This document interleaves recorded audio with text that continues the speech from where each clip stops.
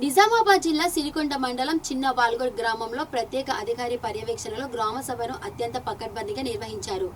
సర్పంచ్ దడివే గణేష్, ఉప సర్పంచ్ గోవర్ధన్ రెడ్డి పాల్గొన్న ఈ సభలో ప్రభుత్వం అమలు చేస్తున్న సంక్షేమ పథకాలు మరియు గ్రామాభివృద్ధి ప్రణాళికలపై ప్రజలకు సమగ్రంగా వివరించారు. స్థానిక సమస్యల పరిష్కారమే లక్ష్యంగా సాగిన ఈ సభలో గ్రామస్తులు పెద్ద సంఖ్యలో పాల్గొని తమ అభిప్రాయాలను పంచుకోవడంతో కార్యక్రమం విజయవంతమైంది.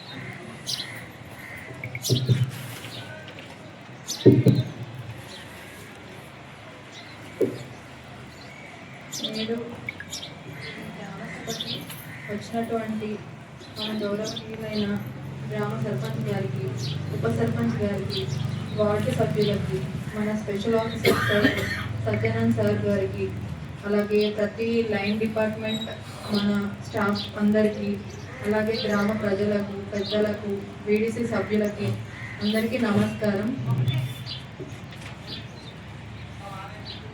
ముందుగా ఇట్టి గ్రామ సభ మన గౌరవనీయులైన ముఖ్యమంత్రి గారు ఆదేశానుసారం మార్చి 6 నుండి జూన్ 12 వరకు 99 రోజుల ప్రజా ప్రణాళిక.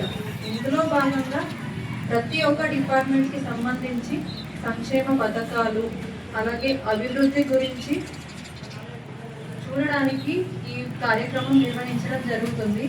ఇందులో భాగంగానే నేడు అనగా ఏప్రిల్ 2వ తేదీ నాడు ప్రతి గ్రామ పంచాయతీ నందు రాష్ట్ర వ్యాప్తంగా గ్రామసభ నిర్వహించి సంక్షేమ మరియు లబ్ధిదారుల అభిప్రాయాలు తెలుసుకోవడం, అదేవిధంగా మన గ్రామంలో ఉన్న సమస్యలు వాటి గురించి చర్చించి తగు చర్యలు తీసుకొని ముందస్తు అభివృద్ధి పనులకి పాల్పడడానికి నేటి గ్రామసభ నిర్వహించాలని ఆదేశించడం జరిగింది.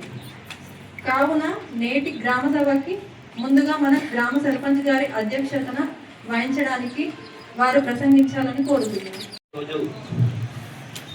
ఈరోజు మన ముఖ్యమంత్రి గారు చేపట్టిన ప్రజాపాలన ప్రగతి ప్రణాళిక అనేది 99వ రోజుల దినాలది చర్చ. అది మార్చి 6 నుండి జూన్ 12 వరకు కొనసాగుతుంది.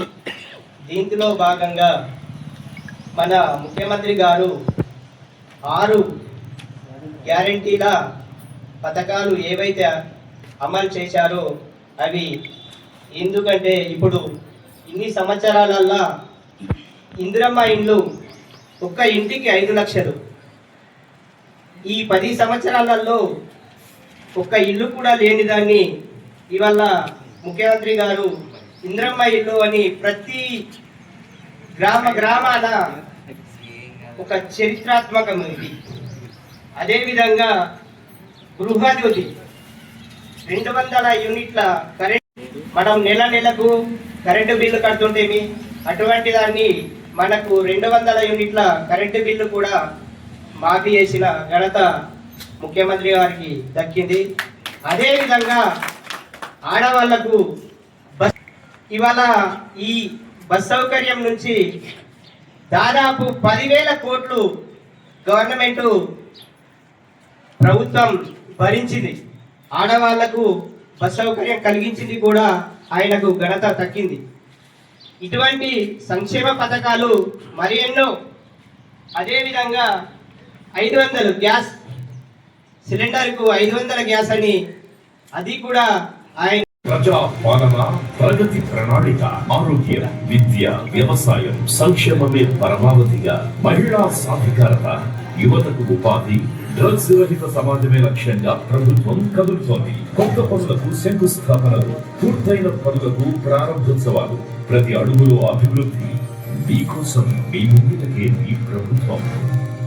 మార్చ్